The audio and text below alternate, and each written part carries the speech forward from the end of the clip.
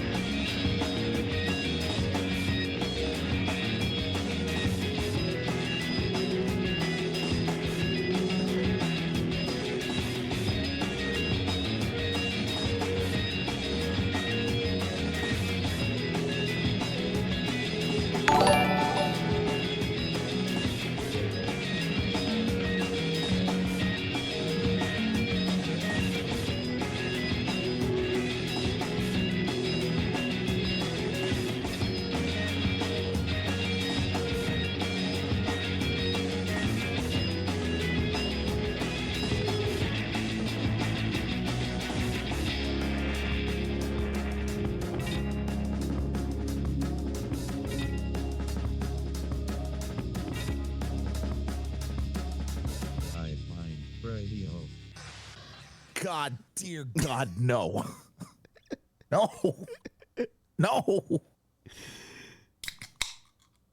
Hive Mind Radio, Stephen James, Mr. Danny Axel, and we love you guys. We love you so much because it's the only reason why we would be here right now. All of us thought it might be Friday.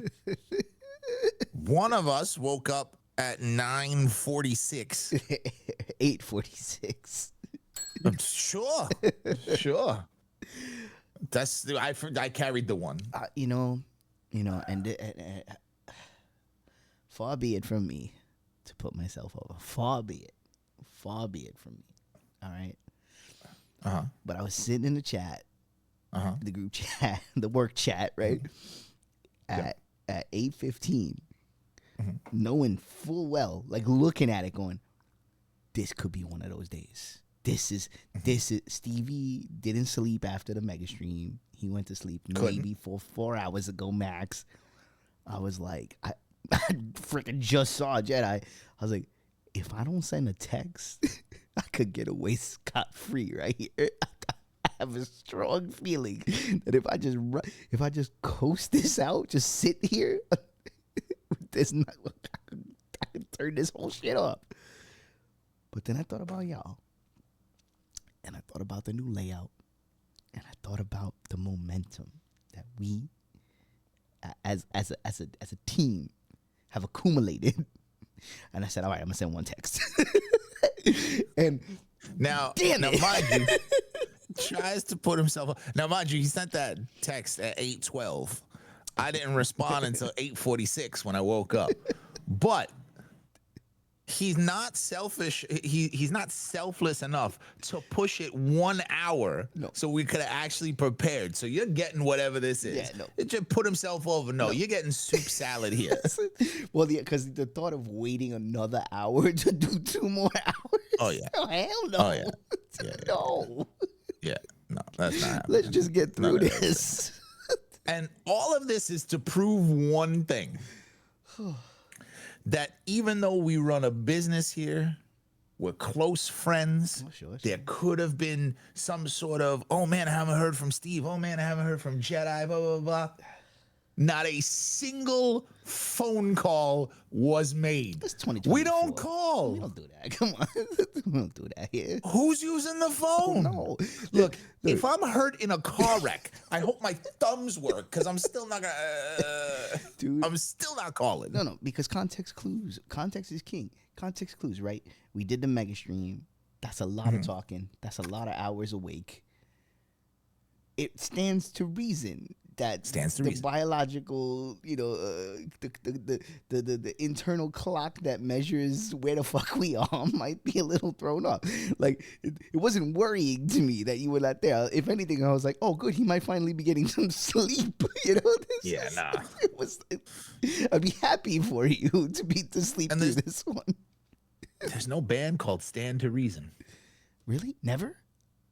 Maybe. Sounds like a hardcore band from New York that spells it with the 2. Stevie, maybe that's the band. Maybe we got to do it. Maybe we got to come out of retirement. Come on, that sounds exactly like a band you be the front man for. Stands to Reason? No. Because we can make if we play in New York, you have to have a 2. The number 2. I don't want to be in a band with the number 2. No, we go stands. It's required in New York. Stands to Reason, and we name the second album 2. If you were August 2 Sunday, it would have to be 2. No. It's New York law. It's not my fault. Look, it's just New York law. What if we do 2, the word, TWO, stands to reason? No, it has to be the number. You know this. Have you ever seen a band from New York play in New York with the 2? All right. It's always the number. So what if we use iconography, like a picture of Stan from South Park? Right, the number 2. And then what reason? How do you a reason candy? There you go. That's the sticker. Okay, that's the sticker. Or the sticker of Reason, the drum program. Oh my God. We use a propeller head. Use a propeller head. We'd get sued. I might pull a Dan in just a minute, just a little bit, because there ain't no way I'm making through this without coffee. So I ordered some coffee and a bagel. So we're gonna have to deal with that as it comes. Speaking of dealing with it as it comes, oh no, controversy. We had a question. Don't Bobby Heenan this. But whose side is he on? Come on. They don't know what I'm talking about. They don't know what I'm talking about. The Viceroy Jedi here. We are going to present our senior producer information regarding the Hive Mind Radio Real Worlds Champion, which was to be settled today. Viceroy? Dan, you got the graphic? I do. I can put it on the screen. Yeah. So we'll go through the explanation.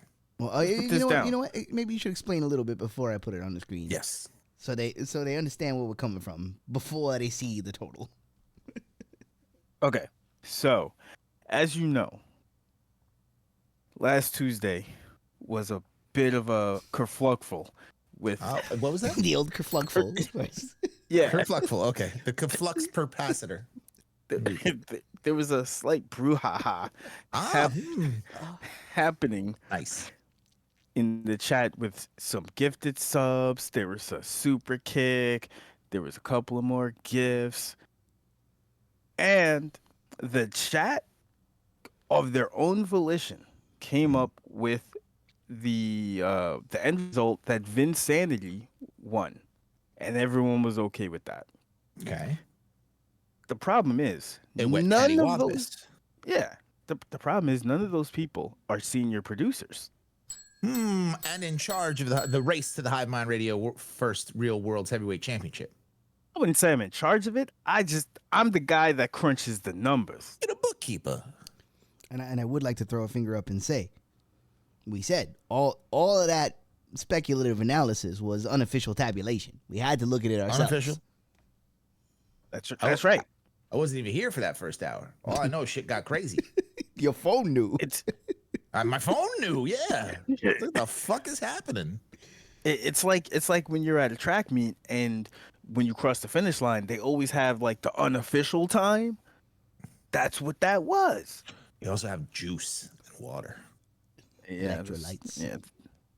They don't have Dharma. They don't have Coronas though. That's unfortunate. Because you're not supposed to run drinking Coronas. I know it tastes like water, but it's not. You imagine? Yeah, but I mean, how about sometimes you just let like You would have to run in chanclas. Yo, imagine No, not a single running shoe anywhere. You're running in chanclas. You got the tank top on. You break the tape, and they hand you 2 beers, and you Stone Cold Steve Austin smash them together. I'm telling you, Hive Olympics, the chunkla yard dash. Oh yeah, the 100-yard chancla dash. 100-meter chancla. It's coming. It's coming. We got events. Break the ankles. Strap in. Oh, they're gonna sign some waivers before this happens. Someone's gonna tear an ACL. I'll see. We do 100-meter chancla. I'll run that race. No shame. No, you won't. All right, wait, hold on. Run is generous. I mean, it won't. I'll saunter. It'll be a saunter. Okay, Santa. Okay. It'd be a smooth shuffle. Smooth shuffle raider. Yeah, see, it works. Bro, I gotta go on some walks. I'm realizing lately I'm not even taking steps, bro. I'm just like dragging my feet. Like I gotta exercise. That's what this show is. We're just dragging our feet. You live in a walk up, isn't that enough? That is true. On the day of the mega stream, I hit those steps like 16 times. You're supposed to walk up them. No, hit them, like took the step, you know. I walked up, down, and up the stairs like 16 times. There we go. Okay, that makes a little bit more sense. All right, back to the Hive Mind Radio Real World's Heavyweight Champion. Who is the first one? Jedi, continue to explanulate what you were saying. Okay, after tabulating all of the brouhaha that went on, there is unfortunately no winner. It has come down to a tie. It has come down to a tie. All right, can you elaborate on how it came out currently to right now? Trad and Jinx in first place, Vinsanity in third place with 10, Tape at 0, and in the job spot, because that's just Jedi has a vendetta, maybe, I don't know. Ball is life. All right. Now, see, Ball is Life ending up in the job spot for literally the second time this season. That wasn't me. That's on him. Actually, that's on Trad. I blame Trad for that. So now, I will break it down. Last week, when we started off on Tuesday, Ball is Life was in first place with 90 points. Supremely in first place, mind you. Had a lock on it. Yeah, had a lock. Trad Scorpion lock. Yeah, put him in the Scorpion Deathlock. Mm-hmm. Trad had 40 points. Jinx had 20. Vinsanity had 10. And Tape was holding down the job spot with 0, courtesy of Ball is Life. Old J.O.B. Okay, that makes sense.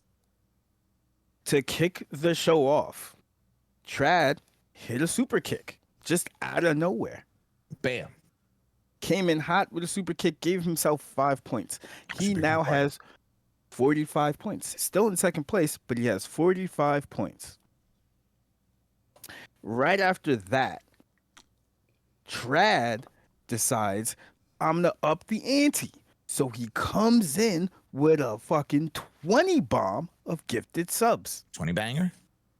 Yeah, and we're going to talk about that in this. We're going to talk about that right after this. So Trad hits a 20 banger, immediately sends Ball is Life to the Shadow Realm, 90 points, erased. Yes. Gone.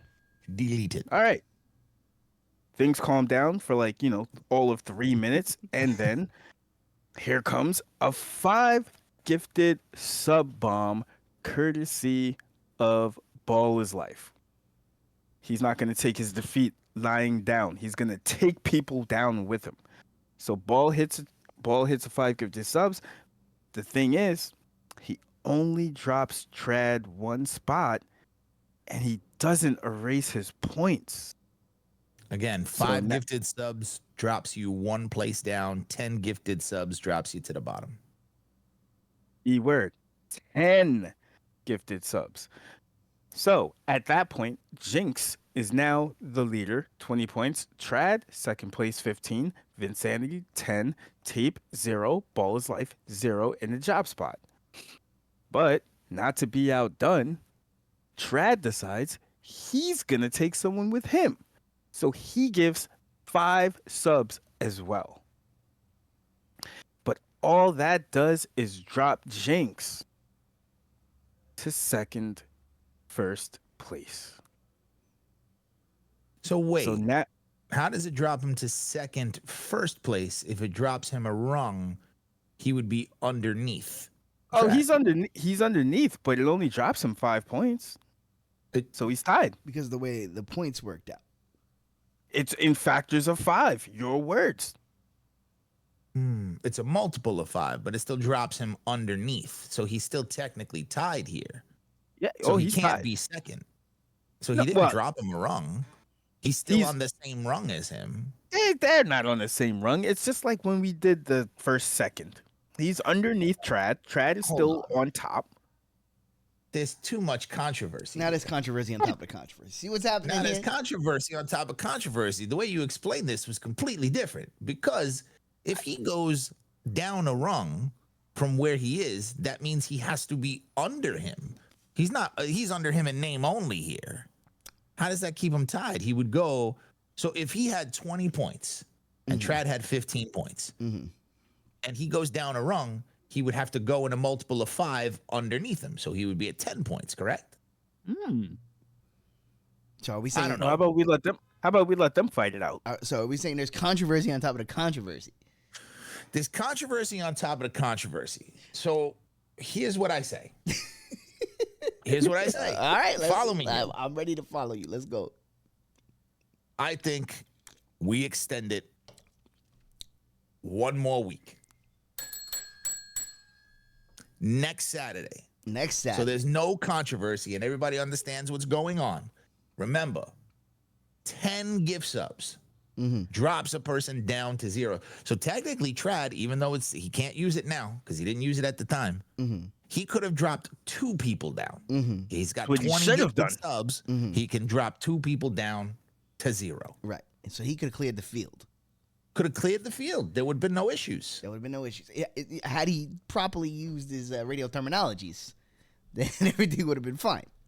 5 gifted subs drops you down a rung. So now, okay, if you here's what I think we have to clear up. So Sure. if you get dropped down the 1 rung, 5 gifted subs, are we saying that by getting dropped down a rung, your point total has to be also reduced to reflect that you are down that yes, rung? to be lower because you're Okay. down the rung. So with that in mind, this is wrong. Jinx should have 10 points, and and should be Trad should Trad. have 15. But since this is the way the math shook out, and we've presented the graphic, we're calling controversy. It's controversy. So we got 1 more week. It's ref's doing discretion this. in this case. It's senior producer's discretion. He put the graphic up on the board. The graphic is God. We're gonna extend it for 1 more week. We have I to. like how you absolve yourself of all responsibility. Legally. I didn't do Legally, anything. All I did was host the show. I didn't do anything. Just blame it on the brown guy. I don't do math. Stop forgetting that he too. I'm sure that was funny. It wasn't that bad. It was a minor robot. I wasn't gonna do it. We all got the intention. I just saw my face turn into mush on your screen, Yeah, pixelated. sure, I was like, oh well, great. Yeah. Great. All right. So yes, we're gonna extend it to next Saturday, which would be what date? That is Saturday, the Saturday. 9th. Saturday the 9th. So y'all still have That another show. week to spend your meaningless points to So acquire. you have today, Monday. Nope. Oh, sorry. You have today, Tuesday, and Thursday. Yes, that's 3 more opportunities Tuesday and Thursday. to spend your And then meaningless Saturday's the winner. points to accrue a meaningless championship. It's Look, not well, it's meaningless prestigious. points when they're willing to sacrifice each other. And there will be a winner, a single winner. If it's tied, there is no tie goes to the runner. In the event that there is a tie, there will be a 1v1 of an event to be chosen later. Maybe it's a face-off in a game. We'll see. Maybe it's Hive Mind Radio trivia. Who knows? Because the real world's champion has to have some sort of working knowledge. I do like that because that would reward a working knowledge of the program. That's true. Let's be fair. None of us here would be champion. Tape would be the champion. Probably Tape's because the only he's guy who autistic. keep the lore straight ever. And Vinsanity, I see you in the chat. They really tried to make you champion, but you know, Yeah, They did. Yeah, they tried. They tried to work the math so that you would win, but it didn't work out that way. That's what happens when you leave people from Pennsylvania in charge of math. Or people from Brownsville, I guess. Hey, People from public education. Yes, public education. Oh, don't add that. Why do you think I passed off that math the first thing? Don't want no math. I didn't want it. I'm not doing no math. All right.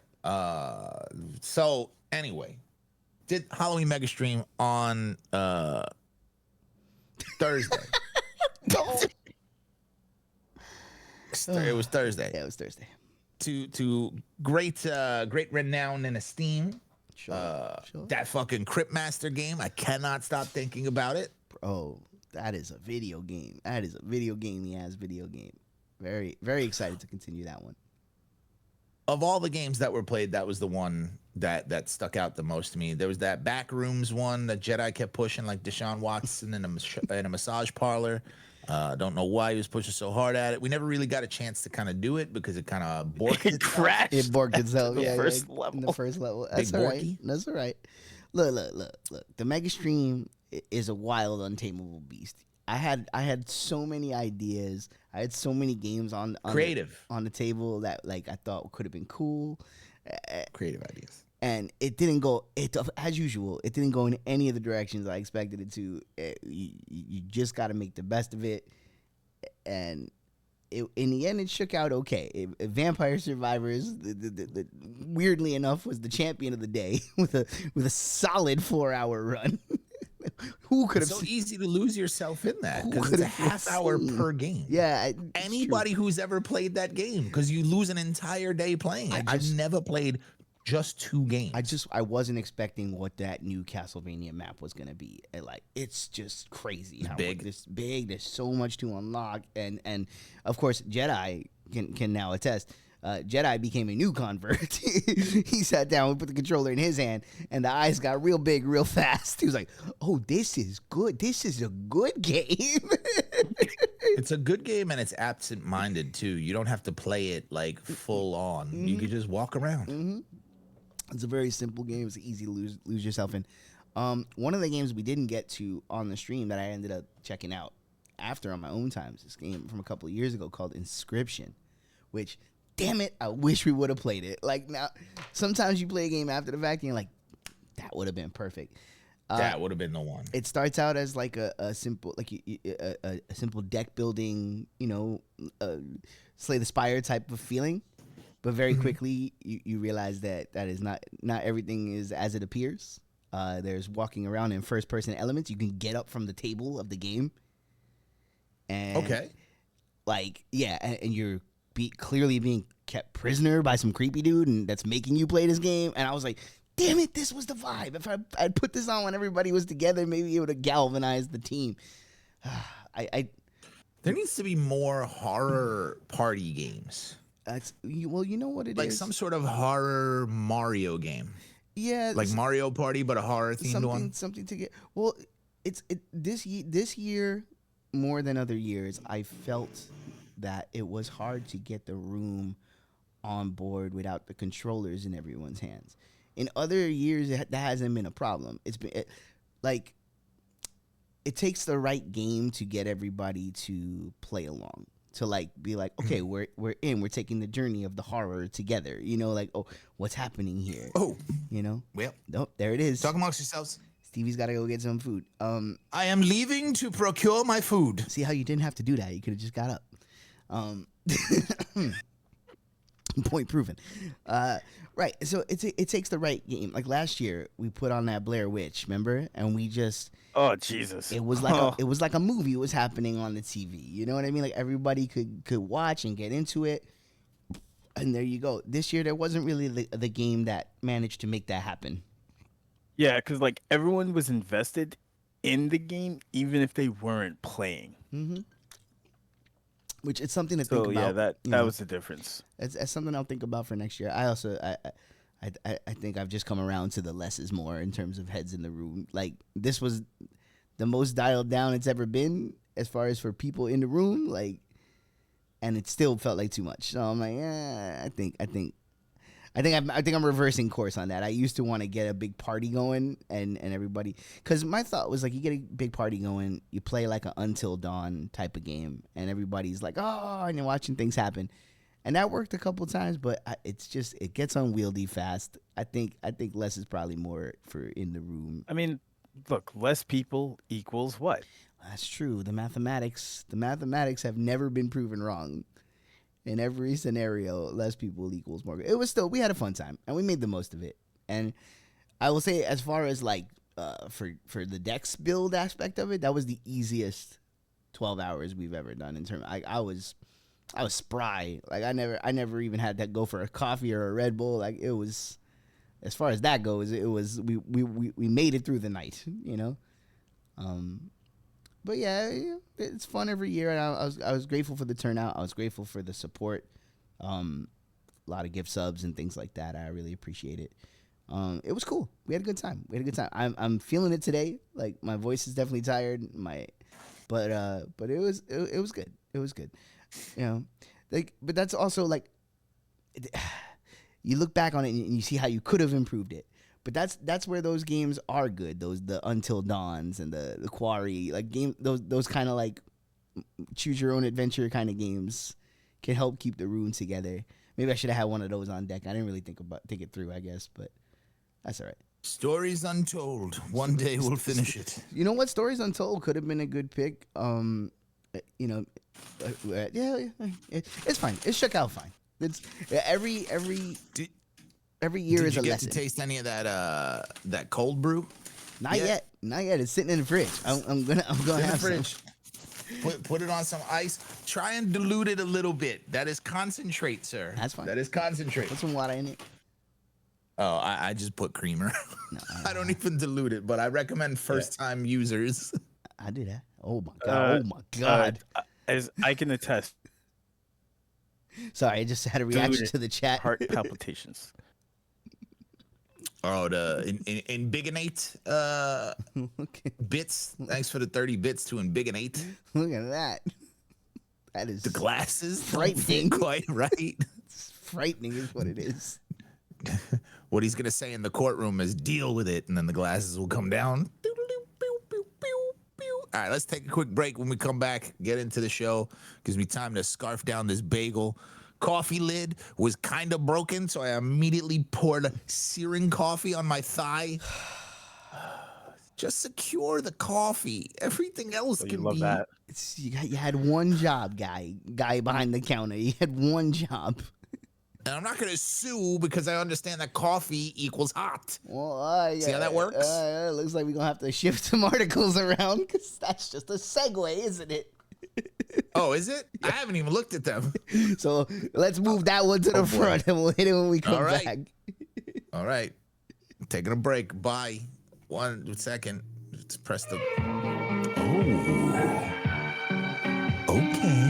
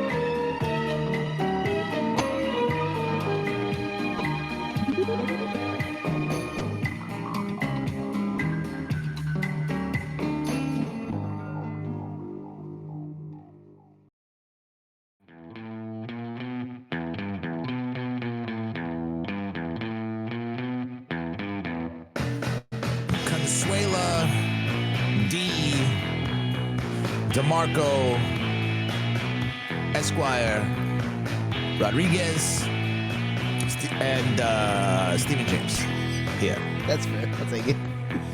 on the Hive Mind Radio program. Yo, rest in peace, Breon Corbin.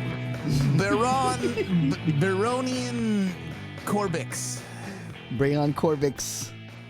We hardly knew ye. Man, that wasn't even close. Nah, it's just one letter missing. It's fine. How do you feel about that, Steve? I know that's all he's always been. He's been floating around your stable for a long time. Are you ready to That's like my boy? Yeah. I just made him. I made him the boy. I made him the bottom boy recently. Yeah. And he was never heard from again. Oh, you gave him bottom. You gave him Yes. bottom boy, and then they cut him. Damn. That makes him the ultimate one because he can never grow. Don't worry. I think he's done. He'll be TNA champion in no time. Like I said, I think he's done. Sweet. Before you can blink, he's gonna be. Who isn't? I know. I'm also shook. Probably gonna call in sick for the next week. Hey man, I liked him. Man. I thought he was good. The lone wolf, the constable. Come on, yo. Happy Corbin was one of the best characters I've ever seen. Bum ass Corbin and the Happy Corbin. Come on, Bum ass get Corbin. in the boy Happy stable. Corbin. Constable Corbin. Lone He was a king too. King Corbin, bro. Only Kane has had more iterations. Bro, he carried on the legacy of the new generation so well. Oh my god, dude. Yo, Told you. around here we rep Corbin. That's all I'm saying. We're the we're card carrying We're the members Corbin crew. of the Corbin crew. He was Raw GM. He was. Yeah, I mean, well, so was Brad Maddox, right? Oh no, he was never actually was GM. So was a laptop. He was given some sort of vague powers. Yes, it's true. Go do stuff. We need someone to get super kicked. Can somebody? We need somebody who screams would make revenge porn. Oh, too soon. Anyway, Too soon. I feel like this experience was curated for me because a JetBlue passenger sues after being served, quote, dangerously cold ice cream sandwich. That sounds amazing. I would put that on my neck. I'll put that on the back of my neck right now. What I wouldn't give for a dangerously cold ice cream sandwich. The only thing, like, if this is broken down in degrees Kelvin, sure. Other than that, you have a certain expectation that your ice cream is going to be cold. Let's see. A New Jersey woman, of course, is suing JetBlue in federal court over an ice cream sandwich she claimed was dangerously cold, alleging the cabin crew should have warned her the treat was frozen solid. In a lawsuit, wouldn't her hands... If you grab an ice cream sandwich and it doesn't immediately start to like molecularly meld into your fingers, the way any ice cream sandwich you've ever eaten in your entire life does, where you can't tell where your finger ends and the cookie begins because they start to meld into one being immediately. If you touch the cookie and it doesn't get on your finger, you have already been told that motherfucker is frozen. Nice. You know what? And I didn't see what I did there until you put it over. And obtained by the independent Carla Quinones. Man, nice, shortstop for the Mets. Nice, Carla Quinones. I know her. We've had a lot of shortstops with Nez at the end for the Mets. Says JetBlue was negligent for serving food at a temperature below what is reasonable or safe for consumption. The carrier then compounded the problem by failing to warn her of the dangerously cold temperature and solid state of the ice cream sandwich she was served. The ice cream sandwich saw that defendant served to plaintiff was frozen solid and caused the plaintiff to sustain severe bodily injuries, including root fracture of tooth number 10. Oh, boy. So Root fracture. So that means that's bad. That means that she bit this thing so Full bore. that it cracked the whole tooth, even the inside. Unless, and follow me here, can we get the dental report of her last exam? That shit might have already been fucked up, and she's like, man, I can't pay for this dentist stuff. It's true, you never know. But I'm just saying, like, if I pick something up and it's frozen, and you could first of all, you could feel when something is frozen like that. Like I said, there's no give. It's an ice cream sandwich. There's automatically give. So you tell me there's no give, right? Like you put your tooth and you start. Did she eat it with the paper? Did she not see? Just this morning, right before we did this show, I was like, yo, I gotta eat a meal before we do this, right? I felt it. I'm like, some days it doesn't matter. I'll just drink a coffee and I'm fine. I was like, no, I gotta eat a meal before this show. So I start gathering myself some leftovers. We got some rice, we got some curry, and I see the garlic knots from the pizza that got ordered at the end of the Mega Stream night. And I'm like, oh, okay, these are like, we're going day and a half old garlic knots. I said, I can make something happen with this. So I take one and I add it to the meal. I put the whole thing in the microwave. Blah blah blah blah blah. Long story short, I'm eating the food. It's all mixed together. I got the garlic knot in the curry rice, absorbing the juice. I'm expecting it to be a certain kind of softness. I figured it'd get mushy in the microwave. Probably is a little hard. They get hard as a rock. Probably a little harder to begin with, right? Because it's a couple of days now. So the hard as a rock garlic knot. I figured the microwave would mush it up a little bit, and then the liquid from the curry would make it so that it would be palatable. You know, I mean, got a little garlic mush thing going on. I go to get it on my fork. I go to bite it expecting one thing. The second it got to my teeth area, I was like, oh no. This is asking more of me than I thought at all. And so I very carefully started to gnaw at the parts that I felt I could get through with ease. And the bit that was super, super resistant went back in to absorb more moisture and hopefully loosen up a bit. I used the context clues with my face to not just try to bite through this fucking garlic knot. That's what you do. That is why we have 5 senses. Like you can use them all. Use them all. Look. That's why if we actually had to survive on our own, we'd be dead. Mm-hmm. Because we don't know how to hunt. We don't know how to use all 5 senses to keep ourselves alive. Nope. Ooh, berries. Let me eat them without smelling that they're poison. Eddie Vedder got a whole soundtrack album out of that. That's true. That's true. He loves to play it. In other news, Ice Hard, Cold, film at 11. It's true. Let's see. On August 20th, Quinones and her partner were aboard JetBlue Flight 1979 from JFK to Paris when, during the meal service, Quinones was given a chomp-size strawberry shortcake ice cream sandwich made by Nightingale Ice Cream Company. What's a chomp size? It's probably small. So like smaller than the half size joint. It's probably like this. What's the point of that? Don't give me anything then. But Quinones argues no one said anything about how hard the treat would be, and she immediately cracked her upper left lateral incisor when she bit down. The complaint goes on. This necessitated an emergency tooth extraction immediately upon landing, a subsequent implant, and continuing care upon returning to the United States, according to the complaint, which blames Quinones' pain, suffering, and mental anguish solely on JetBlue's negligent act. In June, JetBlue was sued by a passenger who said she suffered disfiguring burns when a cup of dangerously hot tea spilled on her chest, buttocks, and arms during turbulence. So, I see that. The tea is hot. Hey, howdy ho. Thank you for the sub. Appreciate the prime. 17 months. There's more precedence there because for that you shouldn't serve scalding hot tea on a plane because of the fact that there could be turbulence at any time. Like there should be a roof on how hot you make it. You shouldn't get hot tea on a fucking plane. I mean, I wouldn't get and hot assume tea that there's going to be no turbulence. But that one, at least I could see the through line of how it could, like How do you define dangerously hot though? I mean, if she suffered horrible burns, that's hot. I know. Well, you're adding horrible. Oh, it's disfiguring burns. Might not be horrible. She might have been ugly to begin with. Who's to say? Could have been an improvement. Not on the buttocks though. Burnt buttocks. Ugh, it's terrible. What the next one is interesting.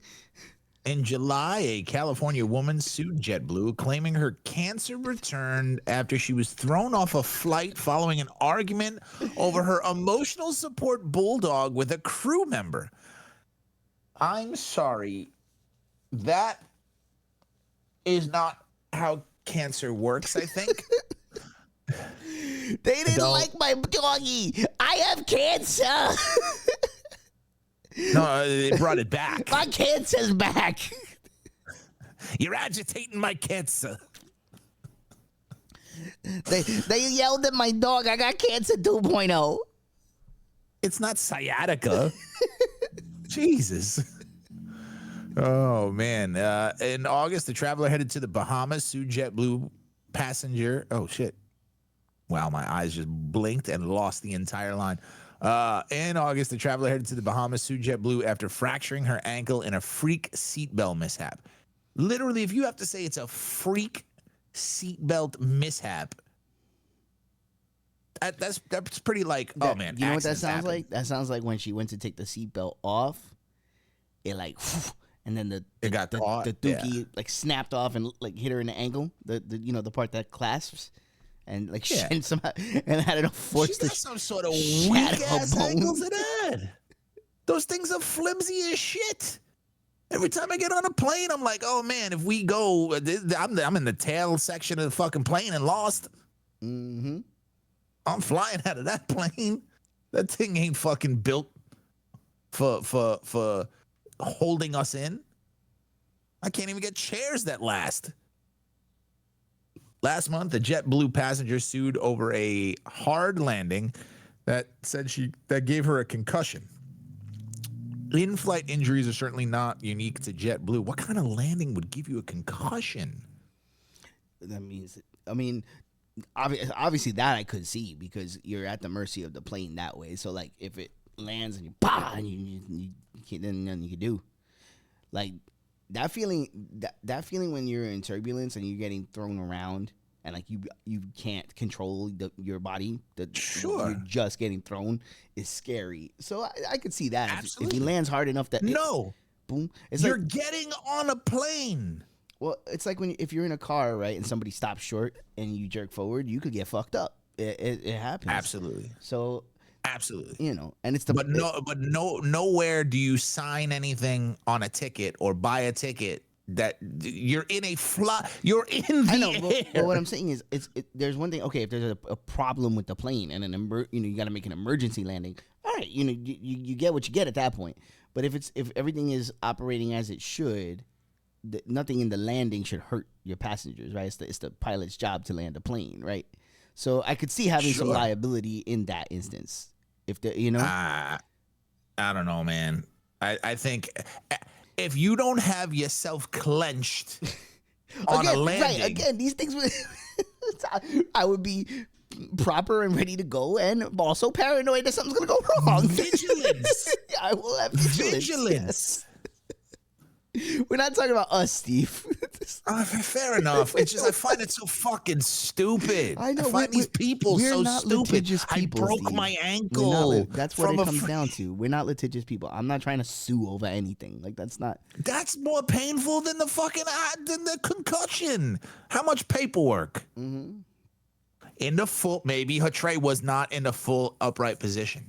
Right. Maybe her seat wasn't. That's right. Maybe she had a little. Did she turn off her cell phone? She had a little dangle on the tray. Maybe she bapped her head, on a tray thing. Just saying. Clenching actually puts you at more risk for injury. That's why drunk people usually survive accidents. No, it's the thin blood. Lots of fluffy pillows now soiled. It's the thin blood and water around their smooth brains. It's carrots and sticks. Yeah, it's like a Stretch Armstrong. Just fucking reconstitute themselves with booze instead of fucking high fructose corn syrup. Let's see. In-flight injuries are certainly not unique to JetBlue. A Michigan woman, Michigan, recently sued American Airlines over a coffee spill she says caused first and second degree burns over her legs, thighs, and genital area. High titty sugar. Yeah, I get you. That makes sense. Jedi has an obligation to keep JetBlue. I see the J and the capital letter next to it. I'm like, oh, that's Jedi. Mm-hmm. Jedi has an obligation to keep passengers safe while flying. And by allowing Quinones to crack her tooth on a serving of rock-hard ice cream, it breached its duty of care to her, the complaint alleges. She has been forced to lay out significant expenditures for treatment, which it remains ongoing. Quinones bears no responsibility for her injuries, the compliment contends.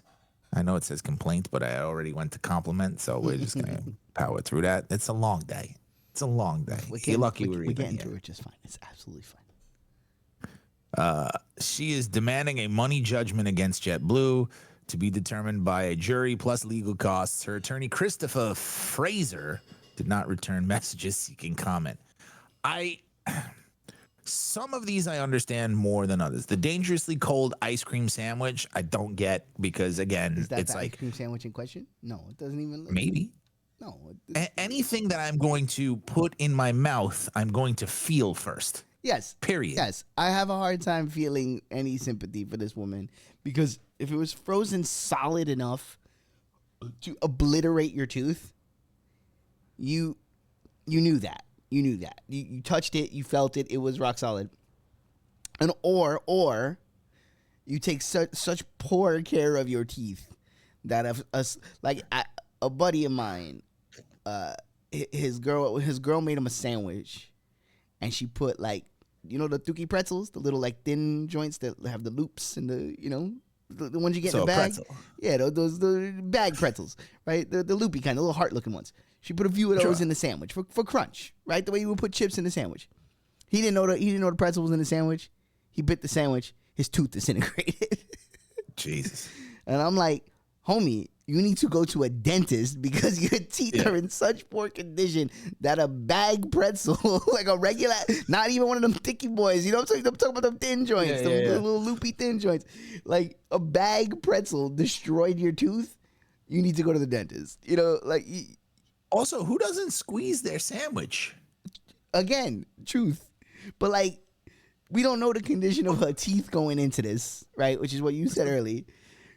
If you got a big sandwich, you always give it a squeeze. Okay. Am I the only one who gives it? I thought that was common. Correct me if I'm wrong. Oh no! Not only listen. Not only do you squeeze, you have an obligation to the sandwich to squeeze the bottom so the shit don't fall out. Yes, someone made you that while sandwich. You're eating it. Hold the sandwich in such a way that the sandwich will continue to exist past your first bite. A sandwich is a tight caress on both ends. It's a contract to love each other. That's what I'm saying. You got to work with the situation that's in front of you. And I'm sorry, if someone hands me an ice cream sandwich and I could took it on my knee and I get a reflex, took you know what I'm saying? Still don't know how that works. I'm gonna approach the biting process with severe caution. Or check it out. Oh, that's really frozen. Put it down for 5 minutes. If you can't wait, if you have to gob on this thing into your face, just clearly hot breath. You have a lot of options available to you. Besides disintegrate your tooth. That's all I'm saying. Whatever. Don't. Here's the thing. It's a corporation. Who cares anyway? Sue them. Yeah, if you get the money, get your paper. Buy a house. But you're not gonna. But try at least. You know who's not getting their money? Whomst? I'm not getting my money because my chosen profession is disappearing as if Ryan Seacrest wasn't enough, being fucking simulcasted over 10,000 fucking affiliates. Radio stations are replacing journalists with AI presenters. Here we go. The move has sparked public backlash in Poland. Fun fact, I didn't know Poland had radios. There you go. The more you know. That must be new. A Polish radio station, Off Radio. See, why would you put Polish radio station off? Come on. The joke writes Come itself. on. The joke writes itself. Oh, I'm gonna. Even when you're trying not to, even when you're trying not to, it writes itself. You know. It sparked controversy by replacing its journalists with artificial intelligence-generated presenters. The station, based in Krakow, recently relaunched with 3 AI avatars in hopes of attracting younger listeners to talk about cultural, arts, and social topics like LGBTQ plus issues, which Poland is known for being real accepting of that. All over that one. Oh, yeah, they love them. Love them all. Dubbed, quote, the first AI experiment in Poland, the move has sparked public backlash, with many sides arguing against the pros and cons of AI's role in the workforce. Hideki Matsui, a journalist and the film critic, hosted a show on Off Radio, Krakow, protested the experiment in an open letter published Tuesday. It's dangerous precedent that hits us all, said Matsui, who was let go by the radio station in August, said replacing journalists with AI presenters could create a world in which experienced employees associated with the media sector for years and people employed in creative industries will be replaced by machines. Yes. Now, before we continue on in this article, there's another dangerous precedent. Whomst is liable for what the AI presenters say? Mm-hmm. A person has editorial judgment where they can sort of, well, in theorem, where they can go, all right, this does not sound true. Let me look at this a little further. Or they have the ability to present both sides. They have the ability to, for lack of a better term, humanize the subject that they're talking about. AI, as advanced as it is, I don't think has that. We're getting, also what I fear, if you start taking these kinds of gimmicks and giving them to AI, and then that becomes the new norm, then that means people are not doing these jobs, and therefore that means people are not learning these skills. Therefore, if you go long enough with the AI doing it, like, who's gonna run the damn thing? Who's gonna know how to fix it if it don't work? Who's gonna know how to take over for the AI if it, you know what I mean? Like, you get to this point where we need to still be able to do this stuff, like, so that we are in the loop and are able to do it for ourselves. If you go too far in this direction, we're gonna lose the ability to do these things, you know? Yeah, and if we're giving AI all of our skill sets that we're not going to remember, of course they're going to take over. We're going to be the obsolete ones. Oh boy, here we go. Don't worry, Jedi. We're not going to replace you with an AI senior producer. Don't worry. No, we got to make a note. Something to get started on. Just make a note for when he's on Saturdays and coming in with the coffee. He was early. He was early today. He was early. Let's see. The open letter has gained 15,000 signatures by Wednesday. Marcin Palit, the head of the station, sees replacing journalists with AI presenters as a test to explore the impact of AI on journalism. It's always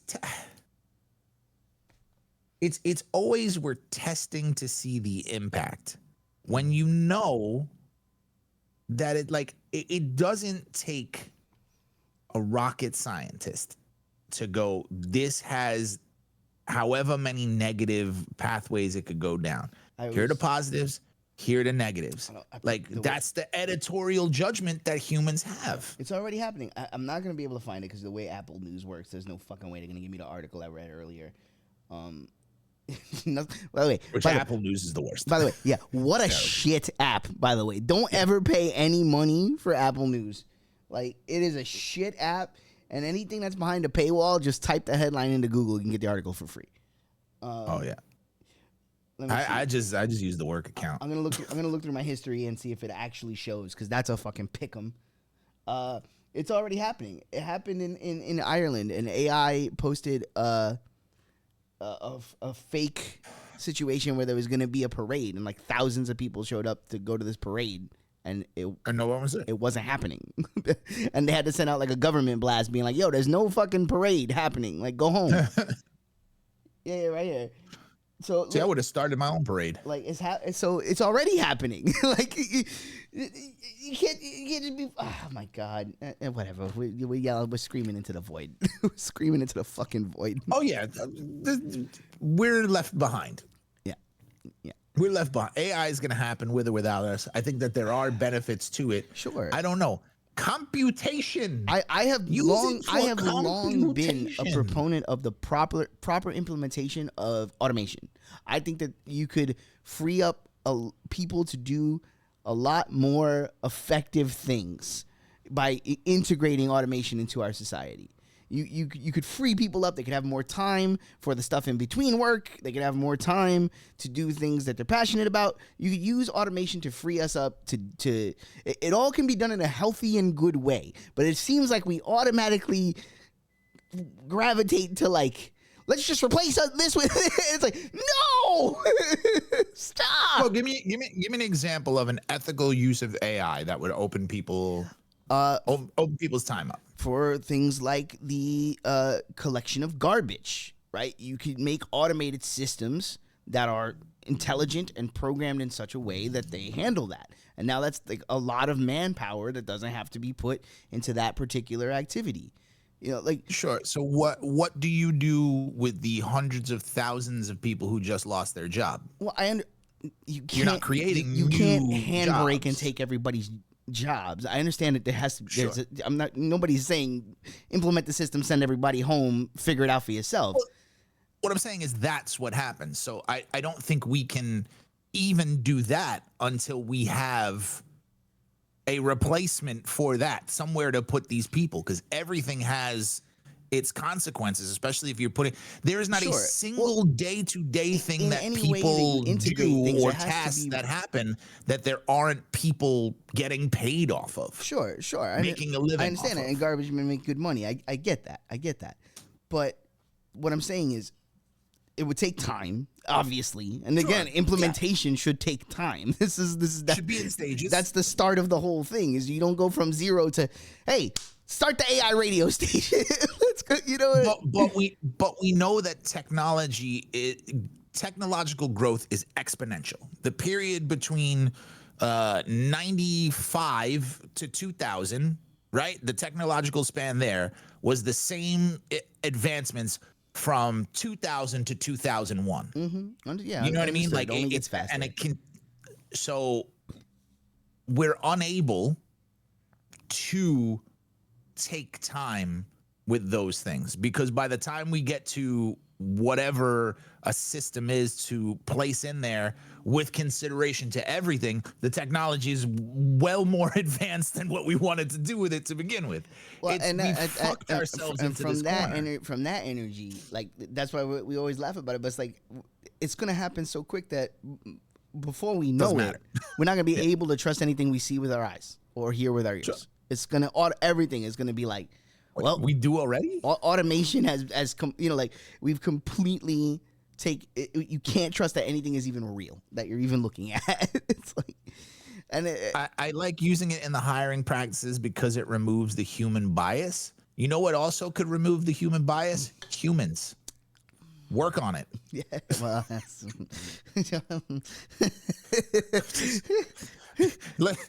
why do we need a machine to do the work? Never mind. That's a larger conversation. Yeah. So I get what you're saying. Yeah. Like, where it tells you if you qualify based on your education. Computation, sure. If you're saying XYZ, do they have this level of education? They advance. Do they have this level of experience? They advance. Do they have this level of whatever? They advance? Sure, if you want to use it in a computational manner. Now, if you're conducting AI-generated interviews, that's bad. But that's when that's good for us, Stevie, because then the AI gets on the screen and you look him right in his eyes and you say, Tubal King. Oh, and then it just cracks out. Takes away the 300 applicants that are just people mass applying. But again, then you take away a portion of what your HR department is, and all a company will see is, oh, we have this process, let's fire this person. We no longer need this person. So then that person whose job was to cull through the resumes and put together candidates for you, they now no longer have a job. Well, it's right. Here's the thing. I don't want to take the human aspect out of someone giving employment. At some point, we have to figure out how to integrate these things because they're not going to go away, right? They're not going to go away. We're already committed. At some point, we have to figure out how to integrate them, and like we have to take the perceived negative of, okay, we're gonna move these jobs over here. We have to find the positive that can come out of that. Like, what can we do to get the right? Because we don't just throw the people off the cliff. We have to factor in that there's people that are doing these jobs. There's people that have trained to do these jobs their whole lives. There's people that this is what they know how to do. And if you take them out of that role, then they're basically starting over. You gotta look like, if we approach things in a humane way, you can, hey, we're gonna automate these systems because it's like, it would be great to have automated systems in place to keep an eye on things to make sure they're running right, like the electrical grids and because they could catch things quicker than a human could even catch it, right? You could have systems in place that all these things are being monitored, and it's making life easier for all of us, and that would be great. But you need to train people to monitor the AI. You need to train people on how to operate, use the system to keep the systems running properly. Like, you could create jobs there. You could train people to work with the stuff that we're now trying to implement, So yeah, but somebody who's working that job, who is in their 50s and 60s, say, yeah, they're not going to. The majority of them are not going to be able to get advanced degrees. Okay, understood. I understand what you're saying. Learn how to work with those systems. They're out of a job. You're making that entire section irrelevant. Right. Well, in that sense, though, then they should be, hit off. And again, this is where we run into the problem. Someone who's put in their time to the gig, if the job is starting to become something that is going forward is not going to be as necessary as it was, they should be hit off so that when they retire, they're taken care of, and then they can give them a pathway to learn a new skill if that's what they want to do. Give them a pathway to find a way towards something else if they want to keep going. If they're whatever you said, somebody's like 65, been doing this thing their whole fucking life. If they want to keep going and they want to find new ways to keep working, facilitate that. Give them breaks on how much things will cost them to go in another direction.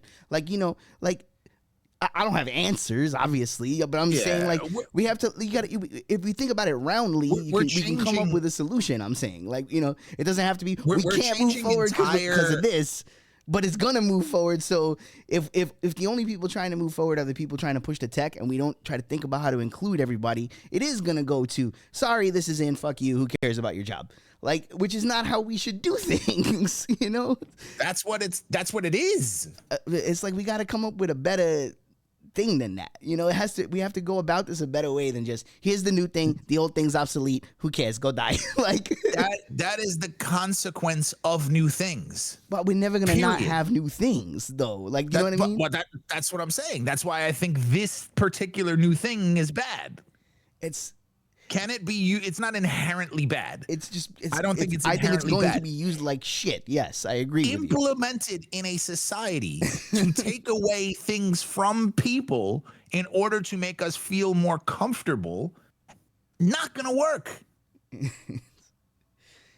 Sure, I don't want to get my groceries, so I'm going to send a robot to go get my groceries. Yeah, now, guess what? You're not interacting with fucking people anymore. Sure. You have no clue. Here comes your AI Uber driver. Pod, you know, your AI get in your fucking pod like a human TV dinner and die. Here comes your AI Uber driver. Here comes the AI cop to arrest you for the crime you just did. I know the laws, and you dropped something on the ground. It fell out of my pocket. Yeah. Jaywalking. You jaywalked, and then you got your knee exploded by an AI. Fucking RoboCops, bro. Radum! Ah! Why are y'all raging against the machine? I'm looking forward to robots doing everything for us. Because you are a troll, and you're not serious, and you just want the vacuum suck Gluck Gluck 9000. That's all you want. I mean, there's going to be some positives. AI fuckbots? AI fuckbots, yo. But what happens when your dick gets caught in a gear? Oh, God. Huh? Oh, no. That's what I'm saying. Disapproving RoboCop face. All right. Let's take a quick break. When we come back, more Hive Mind Radio, unfortunately. No, we're getting through it. We're getting through it. I just want it to be over. It's almost done. How close is almost? We're in the back half. All right, bye. Ooh.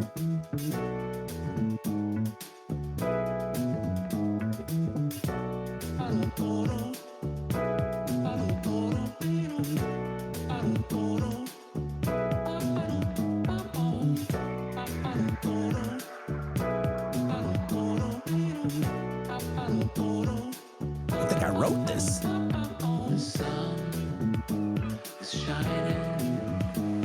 The weather is nice. Walking beside you feels like paradise.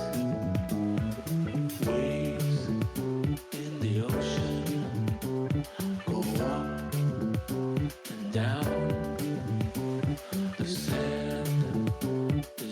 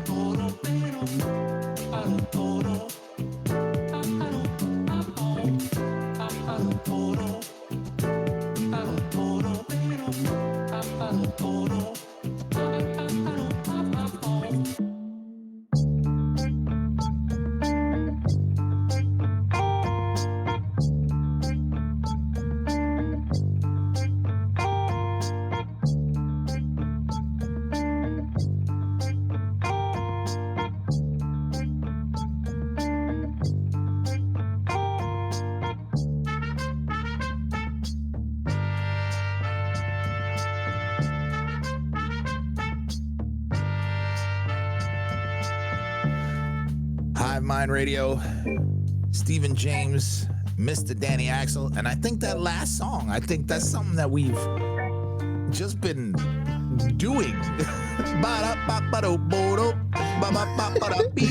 didn't hear it. I was doing in the song. Oh man, bro, I almost gotta go back to it. I'm not gonna disrespect the horns, but hold up. I was getting coffee and taking a piss. Like, this is shit that we just do walking around the house. Listen to Homeboy. Okay, I'm listening. It's coming up. Yo, we wrote this. That's what I'm saying. That's my shit right here. Half the time we're around the house. Yo, what? That's like That's a right click, save as potential fucking rejoiner at some point. that's my man right there. Oh man. The Scat Man got a new jazz career. So we talked about technology. Why'd you get me hyped We up? talked I'm about exhausted AI. from 2 seconds of hype. Bro, I got a half-eaten everything bagel there. I drank an entire Snapple, bottle of water, and half a coffee. I finished Is the that beer, cold went brew? back to the coffee. No, I didn't want to risk it. Just in case. Del Sol. What? Nailed it. It's a proper usage of the Selena Del Sol. Oh my God. So we talked about technology and AI being sort of a potential downfall for us humans. We tend to build these things bigger, stronger, faster. Hubris is something that is our big downfall. Our big downfall. And don't worry, though. It's not like we're building a $50 billion thing that looks like it's out of a sci-fi movie. Oh, wait. We are. Because Saudi Arabia is breaking ground on a 50 billion Mukab, the world's largest building, which could hold 20 Empire State Buildings. Okay. And the folks can see it in just 2 seconds. Right off the rip. Well, I got to. Oh, I didn't press the thing. My bad. My bad. like, my bad. Oh my God. Because I got so excited about what I was looking at, I didn't realize I hit the button. This is where we find Apocalypse. That's what I'm saying. Cosmic cube. This is a Borg cube. This is housing the Ensabanor. This is a bad idea. Locutus Unsabanor. I have seen this episode. I know how this goes. It's an out-of-the-box undertaking. Ugh. Ground has officially been broken in Saudi Arabia for what is expected to be the world's largest building. The ambitious 5 Halloween project called Mukab in the capital city of Riyadh, which, by the way, Blood Money, WWE Blood Money at 1 p.m. I'll be watching that. Watching that as well. Is part of a wave of futuristic construction across the Arab nation, which was the lost version of the Monday Night Raw theme, across the Arab nation. For those of you who got that joke, I'm sorry. The skyline redefining Mukab will clock in at 1,300 feet high and 1,200 feet wide when completed, giving it enough volume to contain 20 Empire State Buildings. That's large. Right. That's Offering fine dining, retail space, offices, and restaurants. So a mall. a giant mall. You're using all of this for a mall.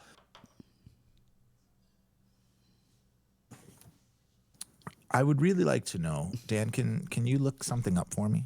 Sure. Or senior producer Jedi, actually. Senior producer Jedi, if you're there, I need you to look something up and just feed this to statistic to us. Okay. Can you find out what the homeless population in Riyadh, Saudi Arabia is, or just Saudi Arabia in general, the homeless population? Can you find out for me? Just Oh boy, this is gonna be a tough number. I already know it's gonna be tough. And then the homeless population of New York City, please. Can you just get those numbers? This is gonna hurt. Yeah, Again, keep talking because it's a little difficult finding the numbers in Saudi Arabia. Well, yes, the number A little difficult. the numbers are wrong. So, offering the fine dining, retail space, offices, and restaurants, the massive cube will be its own downtown in a box with 2 million square feet of floor space. A hospital, maybe. An institute where you can read books that aren't. Never mind. Many will also call the cube home, as it will feature. Okay, all right. 100,000 residential units. Okay, that's not bad. 9,000 Okay. hotels. Oh, That's better. see. Hold on. It's better. Okay. Oh, so it's better. a mega city. We're going Judge Dredd. Oh, but it says here in the fine print, no women are allowed to rent it on their own. Well. Okay. Almost close. We got Close. We're getting there. We're right there. We got space. We're right We got there. space cities before we got equal rights. Knocking on the door. Any minute. Yeah, now. AI radio presenters, but they can't vote. There's no elections. The builder boasts that the MooCab will be the human first, and that green spaces will be accessible within 15 minutes of any location of the cube. The builder boasts that it will be human first, and that green spaces will be accessible within 15. The green spaces are inside of a giant cube. That's not a green space. I can't believe we're heading to Mega City. That's a terrarium. They're gonna build Mega City. Oh yeah, It's Judge Dredd. In our lifetime, we're gonna see Mega City. This is crazy. New York City unhoused population 3,500. Is unhoused the new term for homeless people? I just want to make sure. 350K. That's actually. Not that it's good. That's I would have reported. thought the number would have been higher. So there you go. All right. I assume it's higher because not a lot of people have time to go report that. You know what I'm saying? Like if you out there, That's you're not true. there. That's true. Yeah, they're not What they're not kind of answering the census do census. you say? Exactly. They're just counting people that show up for the turkey dinner every Thanksgiving. So You know, man, I just had like a real through line moment when we were thinking all of this kind of stuff up way back. I could see where it all felt like good ideas, right? sure. But like, we just multiplied so quickly to the point where it's like, there's no way to know what anybody is up to anywhere, even though we have the ability to see what anybody's doing at any time. Well, we choose to. That's how fucking wild it is. Ourselves. Like again, not to go full Agent Smith on this, but that whole human virus thing, it's like we just it's like we're everywhere. Because condoms are thumbs, terrible. because thumbs and condoms were everywhere. Look, if sex wasn't so great, this wouldn't happen. We wouldn't have spread so fast. God. It's Nowhere near the cube will be a green space because it's going to block out the sun on the entire surrounding neighborhood. That's what I'm saying. Exactly. No. And then they put it inside, and then you got artificial sun. Oh no! The second sun. Next is artificial sun. No, but then the second sun escapes and starts to battle the first sun, and then it gets too hot. Well, heat death. We all said heat death. Heat death is it's one of the options. I know. It's there. I chose Robot War, and I'm feeling confident about the Robot War, but Well, that's only because you hope to not have heat death. I just heat death. all I want. You just don't want to have skin burned off your bones. I've We said know. it many times. I just don't want the flesh to melt off my skeleton while I'm alive. That's It's not too much to ask for. It feels like it's not too much to ask I've for. had a life full of indignity. I just want to die before the flesh drips out. Before I'm looking at my bony hand, going, "Damn it!" You had one job. Let's see. The new Muraba development company also boasts that it will use artificial intelligence to create immersive experiences for the MooCab visitors. This includes gigantic screens that will cover the outside of the square in the style of the Las Vegas Sphere. Bro, first plane that smashes into one of these things because it's fucking doing something else. I can't wait. I cannot wait. Maybe I shouldn't use that terminology given the location. Though the project is meant to move Saudi Arabia towards more modern future, the company said it's deriving design inspiration from local ecology and regional architects. Saudi is difficult to nail down, as much of a quarter of the population is estimated to live in poverty, population 36.5 million. So, I mean, we read a little further and they said that they were going to put some houses in there. So, I mean, that's better than nothing. But if you're going to build something like this, imagine if it was all homes. I imagine it's gonna be very like we're talking like Vegas energy at that point, right? It's going to be upscale. Like, It's gonna be who's gonna live thousands there? of It's gonna be a dollars. certain type of person that's gonna live there. Oil tycoons. Yeah. Like, Oh man, it's gonna be summer homes for their oil For the oil tycoons because tycoons. their palace is just too old. It's too dusty in the palace. No, the palace is not modern enough. It doesn't have its own internal terrarium. I gotta go over here. Right? Just bidets everywhere. I mean, The building and area surrounding the metropolitan oasis are inspired by wadis, the Arabic term for riverbed formation, with winding structured pathways partially lined with smaller buildings will recreate the likeness of desert streams flowing through craggy rocks leading up to the neck-craning edifice. The square design itself is... Go ahead. I was just gonna say, I look, drawing it on a piece of paper, looking at concept art, I can see what they're doing. You know what they're seeing in their minds. You ever walk through? Is that inside the cube though? You ever walk through DC and just bug out at the way it's laid out? Like, it's Sure. it's just wild from a design perspective. It's wild, right? Cool. Like, Yeah. so I could see wanting to like make some cool new futuristic city design and like, but it's just you're building a giant cube. You're building a giant cube. It's like Final Fantasy VII. They're gonna block out the sun for anybody living in the shadow of the cube. It's mid. Oh God. The square design itself is considered a reference to the regional Naji architectural style. It's characterized by mud brick buildings, triangular or rectangular window and door openings, and centralized outdoor courtyards. It's expected to add over 51 billion to non-oil GDP and create 334,000 jobs. I like that. Let's see. The development company says the project will use about 900 workers and will be completed by 2030.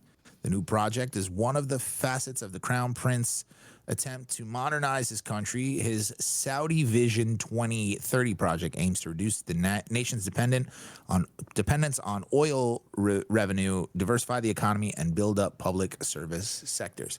I like that. It I all like that. sounds It's very great. forward thinking. It all sounds great. I would like to see though. Look at that. more cultural advances, but those will come with time, maybe.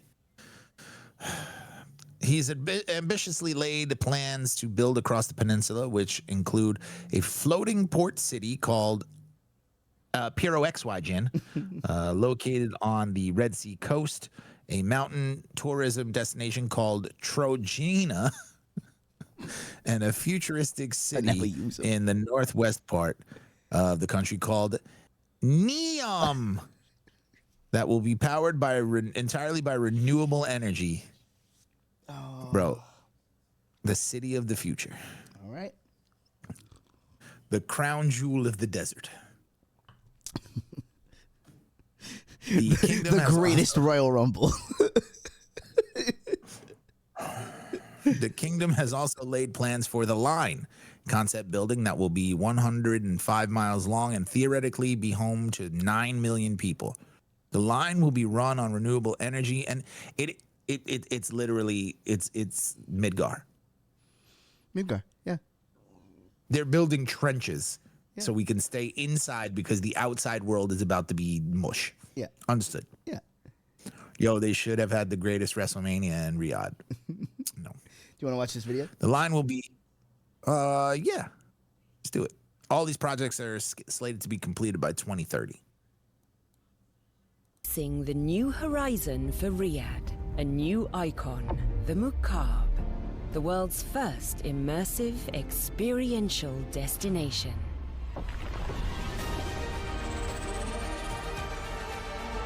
So that's inside the cube? Yes. A gateway to another world. Step inside and it's unlike anything you've ever seen. At a scale that's unprecedented. Big enough to hold 20 Empire State Buildings.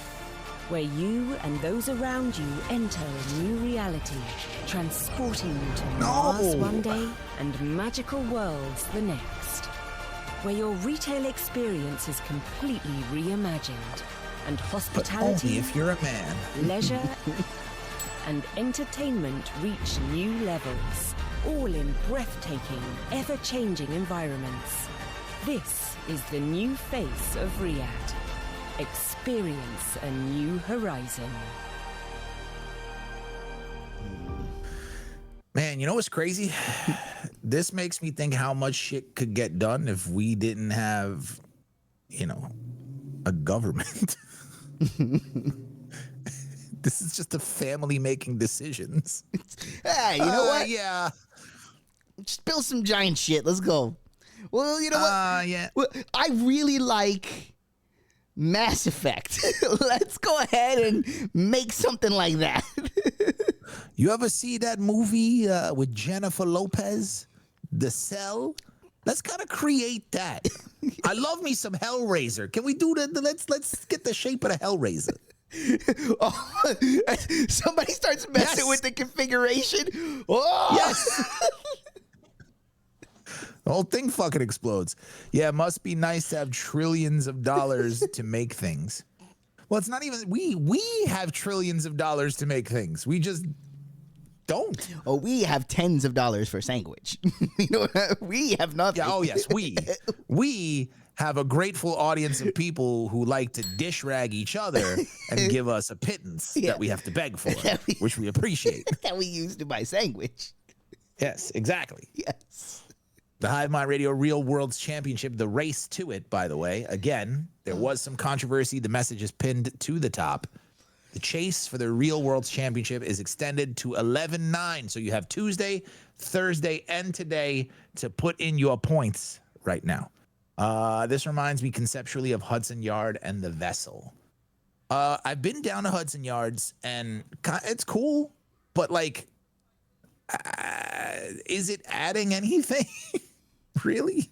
Listen, Ooh, Apple has a place to do their secret stuff. We'll all be living in peach trees before we know it. It's if we're lucky. Mega City 1, man. Let's go in full Judge Dredd. Let's go. Do you really think that we'll repurpose trees? They'll be gone by then. No, peach trees is just a giant ghetto. Oh, I thought you meant actual peach tree in Mega City. It's just a giant. Because that'd sign me up if we're living in trees. That might be wonderful. They'll just take all of us, style. Put us in one giant project building. Oh yeah, get in there. We return from whence we came. From to. Once a week, they open the skylight so we can get some sun. We can see. As long as I don't end up back in a project, I'll be happy. I'll be happy. They had to close the vessel because too many people. That'll happen. That's another thing, right? You make a giant cube. We go see people bipping their way right out that giant cube. Whee! And then you got to round the corners because some dumb kid might smash his eye into it, and then you sue the cube. Oh, I can't wait till there's a cube lawsuit article. We covering that. We're covering that 100%. I see from a person who likes sci-fi and enjoys technology, I would love to see this completed. I think as would this particular thing be considered what a world wonder would be now? Yeah, I guess if it's really that big, I mean, that's crazy. Right, and actually gets completed and is functional, like, it'd be wild. Because we haven't really had any, like, natural wonders are gone. Unless they're created through massive shifts of, ecology, tectonic shifts. Like, it would take a lot of suffering. Yes. Horrible things would have to happen, yes. To make those. So all we have left are man-made ones. Well, I don't think unless we actually figure out how to traverse down, because we haven't, there's down. We don't know what's going on down. So yeah, once we start going down, it means up is no longer usable. yeah, we're only gonna really go down when we have to. Go down. Yeah. Once we start going down, we're mole people. My theory. I told you, right? If tinfoil hat sci-fi brain. I've always thought that the alien gray, like the big-eyed, long-limbed, big-headed alien, I'm like, I could see that as being us from the future after we've had to live as mole people for untold generations. I could totally see that. The fringe principle. I could totally see it. Once we start creating Zion, we have lost the plot. Well, listen, we have to techno rave even if the robots are coming. Yes, absolutely. It's in the Constitution. But what I'm saying is, I can't remember, like, what would be considered like a modern wonder. I think some of this is ego, and I think that there needs to be some sort of healthy ego involved in wanting to create anything. Sure, you want to be able to make something great, and something like this, if executed correctly and was in a society that was perhaps more inclusive of things, I would be all for. I mean, we got to try something at some point. This is the new Great Wall. This is the new whatever. Like, what's the last great thing we built? Hudson Yard is the thing that came to mind for fucking Kitty Cat Krispies. Ooh, another mall. Can we make something that doesn't have a mall in it? Look, Borders is making a comeback. You gotta bring on the FYE. FYE? They put a FYE in there, bro? Then I'm on the first plane out. Let's go. Sam Goody. Oh my God. Goodies. Oh my God. Got it. A Circuit City next to the Wiz. Nobody beats the Wiz.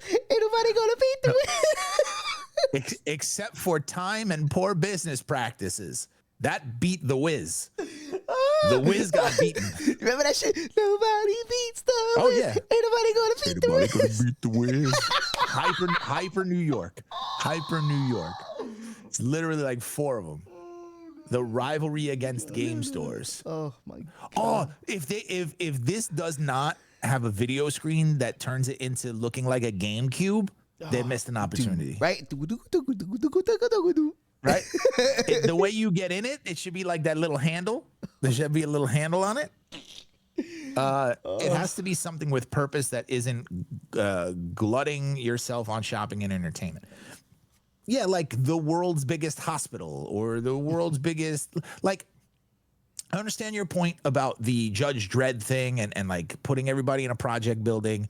But if they're up to code and they're done well, I don't mind something like this being all housing for people. Like if you made something like this relatively affordable housing, you would change your society. Sure, it should be amazing. Let's go. Let's give people places to live. Let's go. Let's see. Like the next wonder will have to be the wall that keeps out the White Walkers. I missed that EA Games versus GameStop. EA Games? Was it? EB? Maybe EB? Electronic Boutique? Yeah. Yeah, that shit disappeared right quick. Well, see, it's like this is always my fear. Talking about GameStop is like that's always my fear with everything, right?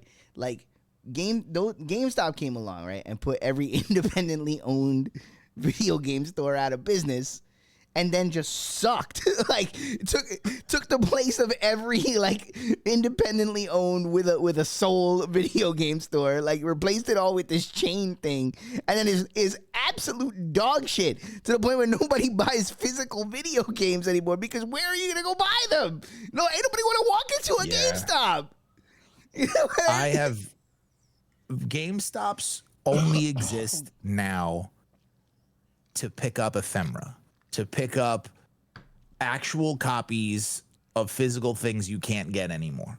It's the only reason to go in there is be like, oh, I wonder what gem I could find. But it's always the same thing. Even like that it's no 94. More, Is 94 copies of Bassmaster Pro 09. They were just, you know what I mean? That they're still selling for $14. They're thinking about opening what they're going to call GameStop Retros, which they only sell that shit. And I'm like, do that. Because at least each one will have a soul. Like you could walk in and like, oh, what old shit is in here? Let me find out. It'd be a reason to go to different ones. You know, what's over here? What's over here? Because the way they do it now, like you can't even, you know what's fucked up? You can't even go into GameStop right now and buy a video game. You can't walk in and go, oh, give me XYZ title that just came out. Like, they're like, did you pre-order it? Did you call us? We only have like the copies that people pre-ordered. Like you can't even go buy a game Really? there. That's not like the one by me. You could walk in and there's like Nothing. shelves of games. I'm telling like So. nothing. Yeah, Like the one by me, they have them. It's crazy. That's why. Like it's become a thing. Like the GameStop by my house literally looks like it's closing every day. Like you walk over there, you're like, what the fuck? There's boxes in the front window. Like there's nothing there. I'm like, all Will right. the GameStop retros all smell like misery and black mold like the old GameStops? Yes, absolutely. The last great video game store that was kind of independently owned was the one by my old apartment in Rochelle Park. That place and was it's awesome. gone now finally. That's sad. That was a cool spot. Yeah, man. There was So many cool shit that you could just walk in and find. There used to be tons. This neighborhood used to have four independently owned game stores that each had their own personality and own quirks. Some of them geared towards like, you know, buying your retro shit. Some of them had really good trade-in values. So it was actually worth it to buy games and bring them back. And like, you know, like some of them had arcades in the back, like where you could hang out. Yeah. It was more social. Like you can throw parties for your kids there. Mm-hmm. Now it's just GameStop. And poorly they stopped treating it like comic book shops, which are also pretty much gone. But at least you can still find them, and they're still sort of the same thing. You go in there for the experience of being in the comic book shop. It's GameStops and places like that are purely transactional now. You go in, you grab the thing, you leave the store. In a comic book shop, you go in, you walk around, you look at the stuff, you inherently flip through things, you read a couple of things. Oh, this interests me. I want to take this. I want to go. It's like incentivizing you for being in the building. With a GameStop, there's nothing there anymore. They don't have like even Target, right? They have the displays for video games. So new video games come up. They have a Switch there that you could play. They have a PS5 you could play. They have this that you could play. A lot of that is fucking just keeping you in the building to have the experience so you want to buy the thing. Mm-hmm. Video game stores don't have that. Comic book stores are inherently like that. So if you combine the two, if you started treating video game shops like comic book shops used to be, where you can test out a game. You want to fucking buy a game? Test out the game. You can grab any game from the back, put it in the fucking machine, try it out, and it makes you want to do it more. It makes you want to be in the room more, build a community around your customers. Yeah. It would be sick, man. Like, again, I would go to that store. It's a romantic thought, right? Like you start thinking about that, it's like, man, it'd be cool to like get a fucking business loan and make that place. But like, they all fail. Like every independently owned video game store, like they're a notorious money pit. Like they all fail. So I don't know how do you do it? How do you make one that stays in business? You have to have money already, not hope to make money off of it. Mm-hmm. You have to have money already to pour into it and then not get pushed around. Mm-hmm. People don't want to have experiential moments with retail anymore. They just want it. They want it quick. They don't. I don't want to talk to anybody. Just give me the thing. I don't want to talk to anybody. Which, trust me, Totally get it. Totally get it. Totally get that. I still love having It's just physical some games. things- I have them sent to my house. I don't even go get them no more. You know. Some experiences are harmed by that. Sure. Video games being one of them. Video games used to be about standing next to something in a store, looking at it, or at like a Blockbuster or a GameStop and going, oh shit, yeah. And this, oh yeah, I played that game. The dude by you is like, oh yeah, that's cool, dude. And you have like a 10-minute, 15-minute conversation in front of the fucking video games about the shit that they're playing, about the shit that you're playing. That shit happens on forums now. Arcades, same thing. You would wait and watch somebody else play a game and be like, oh, that's fucking cool. I'm going to waste my time waiting to spend my money to play this game. I still remember. That doesn't exist anymore. I still remember watching that one dude do the throwing glitch with Guile and being like, what the fuck is that? Like, just like. How? I must learn. What? Like, dude, I remember, the amount of times that I watched, like, I stood there for hours watching other people play Street Fighter or Mortal Kombat. Like, oh my God. Amazing. And one guy get on the machine, be so good, everybody end up gathering around. Like, oh man, I mean, that's the laundry. I do. It was so prevalent. They were in laundromats. Laundromats used to be places to hang out because they were social things around the Street Fighter, around the fucking Blitz machine, pizzerias, same thing. You would go to those places and it would be a social thing to do. Now it's cool. I'm just gonna stay home because I can access it. People, I remember around the corner from my house there was a big ass video store, which obviously doesn't exist no more. And in the nook between the video store and the next store, they had the arcade cabinet right there. And it was just outside, and people would be out there in the freezing cold. You would see people out there still throwing quarters in that Neo Geo machine, like. It was great. I do miss that.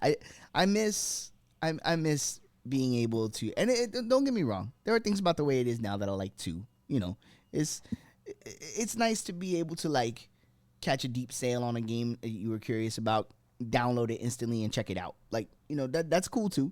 It's not all doom and gloom, but there is. It just sucks we had sacrifice. Yes, right. Why the fact that it has to be one or the other is I find myself nostalgic for a lot of the incidental moments like that. The going to the video store, looking through boxes and finding something. And you know, like I say all the time, we all go to the same video store because we all have the same apps and the apps have the same offerings. So like I miss that thing of like, I found this movie in this place by my house. Steve found this movie in this place by his house, and we showed them to each other. Now we both know about those movies. You know, like I miss those incidental moments. Like you said, being at the game shop. I used to go into. This is something that never happens now. I used to go into the game shop with money and no plan. I got some money to spend. I want to get a new game. I beat everything I got. I will walk in, start looking through the shelves, seeing what costs what's out, what's new, what's old, what do they have in this store, first of all. And then you run into, and somebody's there, and you talk to the guy behind the counter, whatever. And then next thing you know, that's how I get a game like the Grand Stream Saga, right? Like, you know, that's how these kind of like these. That's how Chrono Trigger happened. These weird gems fall into your life because you just kind of, it was there, you experienced it, and I miss that. I miss having stories to tell about the thing, you know? So it wasn't, I played every game that came out. I played 100 games this year. It was, man, I played 8 games, but you know what? Each one of them had a story behind it. And I miss that. Because get your PS5 story with Brownsville Batman. You know what I'm saying? That is an incredible story that in this day and age, the way shit is, you could have just, if it was available, you could have just bought it on Amazon or whatever, had it shipped to the house. And that interaction never happens. That story never happens. We talk about this a lot. It's the same reason I'm not a big fan of dating apps, because you lose that part, the meeting each other, which I think is such a big part of it, you know, the story. You know, alchemy. I like chemistry. I like the secret sauce of life. I do. Inciting incidents. You know, you're taking out whatever the spark is, because that's what makes it the thing. Comic book shops still have it. I don't know when that's going to go away, but they still have it. Every time I walk into a comic book shop, even record stores, if you find them, they're still still have that sort of thing. Yeah, record shopping you go to like scratches that itch for sure. I do enjoy that very much. At a record shop, not buying records at a Barnes and Nobles. That's a totally different experience. Yeah, but we're lucky enough to still have a little bit of that tradition. Like me and Mish, we have a tradition where every time we go to the movies, there's a comic shop right next door to the movies, right? So we go, we see the movie, we take pictures in the photo booth at the theater, right? So that's like a constant. Every time we go to see the movie, we hit the photo booths. We have a whole bunch of photo strips of us, like from every time we go. And then now we started adding in the wrinkle of we also go into the comic book store next door. And since we got the apartment, we go to the comic shop and they sell magnets there. So now we got all these magnets on our fridge, and they're all collected one at a time from these moments that we had. And we buy some comic books or whatever. We just hang out in the shop. Sometimes we don't buy anything. We just leave. But it's like we just creating those little moments to make memories. I don't know. I think it's still important. I think it gives life a nicer color palette when you make time for those kind of things.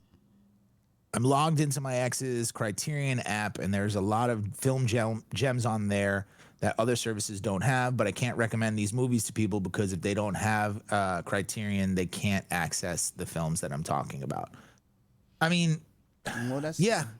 Again, that's the downside of exclusivity when it comes to that. It's taking that thing of, oh, they don't have it at this store, I got to walk to this store to get it. The magic of that, and just kind of bastardizing it to the point where it's behind it. You have to pay in order to, like, it's the wrong type of effort. Because if that same thing, if you had a video store by your house, or if you had a comic book shop, for example, by your house, and there was only that one issue of that particular thing that you recommended that I have to get, I would physically go to get it and then come back. You know what I mean? Yeah. Like that's positive effort. This isn't. This is just a barrier. It makes me wish that I still had because over the years you pare things down. You can't keep everything you've ever bought for your whole life. You just have to. Sure, absolutely. So at one point I really downsized my physical media collection, right? And I don't regret it in the sense of, oh, I wish I had these things for me. Like, it's okay. I let go of a lot of my movies. I kept the games because I already made that mistake once when I was younger, and I realized don't do it. Don't do it. You will regret it. So, but I downsized my movie collection, and you lose that ability to to be like, yo, check this out. I still, yeah. And maybe that's me, and maybe it's nostalgia, and maybe it's just I'm just gonna be like that till I'm done. But I love having the ability to take something off my shelf and hand it to somebody and say, "Here, man, I think you dig this. Check it out." And then they go have an experience with it, and then I don't know. There's something there, and also there's something in that transaction that creates more of a room for something special to happen with the viewing experience than if you tell somebody, oh, you got Netflix? Oh, yeah, cool. This movie on Netflix, check it out. They might check it out. They might like it. You might have a conversation about it. It might be cool, but it's so separated, right? They don't come to your house and you put the movie on, or they come to your house and you hand them the disc. Like, I just miss. They also have so many options on the way to your thing. Yes. Where they just, oh man, this. It's like overload. We have too many options sometimes. Yeah, I mean, again, there are cool things. It's not all. I think if there was less echo chamber, if there was less like, you watch a movie, that your friend recommends you on Netflix, and you get interested in the movie, and so you type the movie into a Google, and before you even fucking get to like read about it on IMDb, there's like 16 opinionated video essays on why it's the greatest thing anyone ever made, why it's a piece of shit, why it's just this, why it's not gonna, there's so much of that now. There's so much like on everything all the time that I think it's hard to like. You have to work hard to make time to absorb it the way that you want to have your natural reaction to it, to like let your, the flow with your friend happen. Like, you know what I mean? It's almost like you have to choose to not engage with everything. Yeah. And you have to like put up a shield. When it comes to that kind of stuff, I never, like, I'm not going to Google it. Like, I don't care what other people's, like, I don't. But like, even if you're not looking for other people's opinions, that's what I'm saying. They're just there. Like, like even if you just want to read information about it, like, because that's me. I get real nerdy. I want to know about it. Like, who made it? How was it made? This, that. I'll do that after the fact. after I've already had my experience, I'll look into that kind of stuff. But like all the information I need for, say, a movie is on the back of the thing. Flip it over and there we go. Flip it over. That's all I need to know. Like if I'm really interested in watching something, I stay the fuck away from internet. Like, you know, I don't even, I mean, just in general, like I'll avoid, I don't want to be any, because these days, like I said, with the fucking Deadpool movie, the first day of preview viewings, it wasn't even like release day. It was like, oh, it's screened here and here. I'm over here, I'm in my phone, and I'm scrolling through Apple News, and there's fucking spoilers in the headline of the article that I didn't even ask to see. Like, I'm like, ah! It's because you were talking about it. Right, like my phone just was like, oh, Deadpool, and they put it there. Like, it's too much. Like, I'm like, bro, I got, if you actually want to absorb something, you have to like push, not even step back and then push, be like, get off me. Like, you know, like, it's crazy. Ew. Like, again, getting bombarded with too much information, too much opinion before it's like, I want to watch it. I want to talk to Steve about it.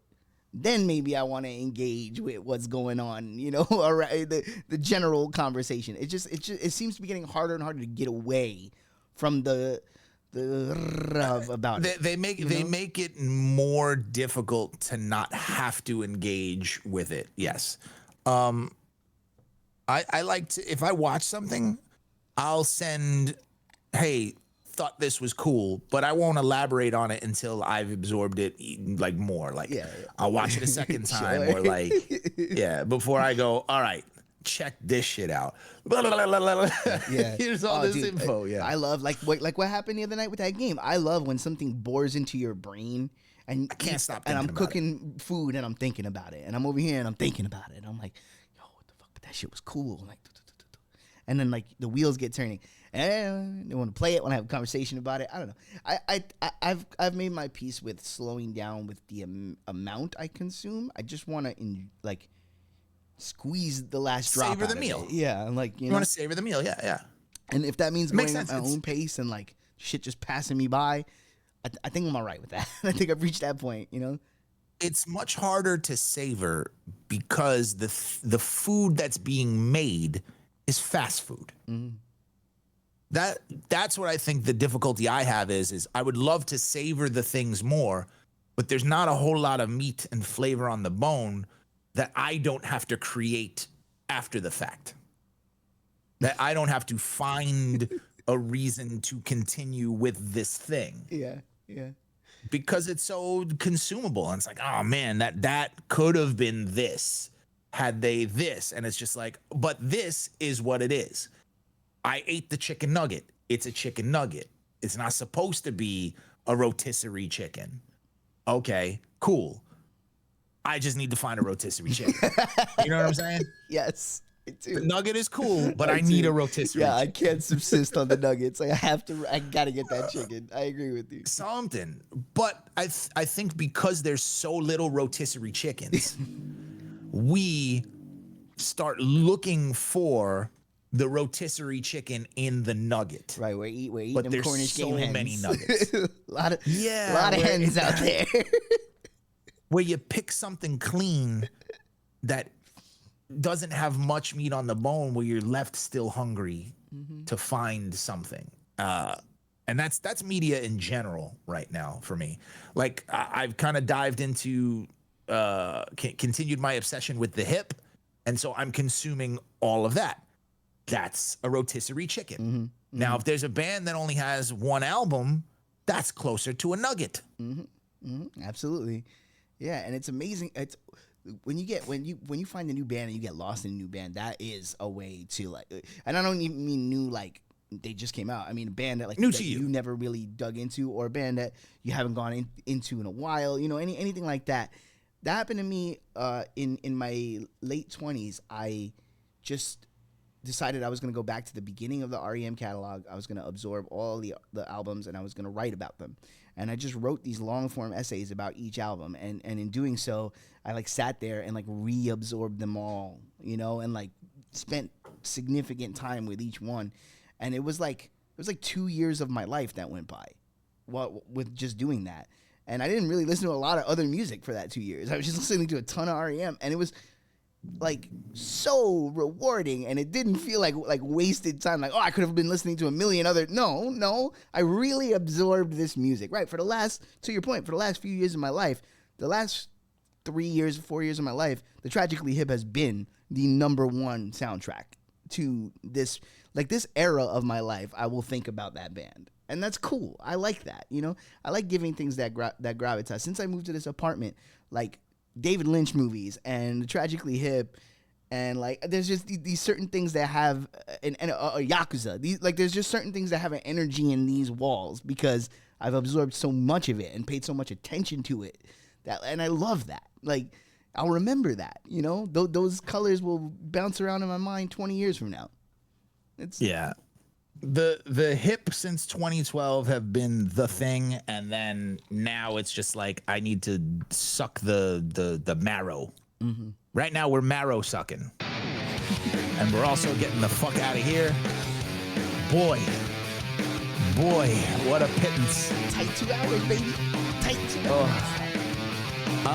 I'm gonna be in the Hive Mind Discord watching WWE Blood Money. Starting at, I believe, 1 p.m. If you want to come join, feel free. Hang out. Watch wrestling. I might be doing a game later, too, as well. I don't know. Tuesday. We are back. The Hive Mind Radio Real World's Heavyweight Championship is still up for grabs to be the first. You have today, which nobody took advantage of. You have Tuesday, and you have Thursday to accumulate points. Up on the board is the current standings. Remember, 10 gifted subs. Knock somebody down to the bottom. 5 gifted subs. Knock somebody down 1 rung. Whatever you do, wherever you are, please, Scorpion responsibly.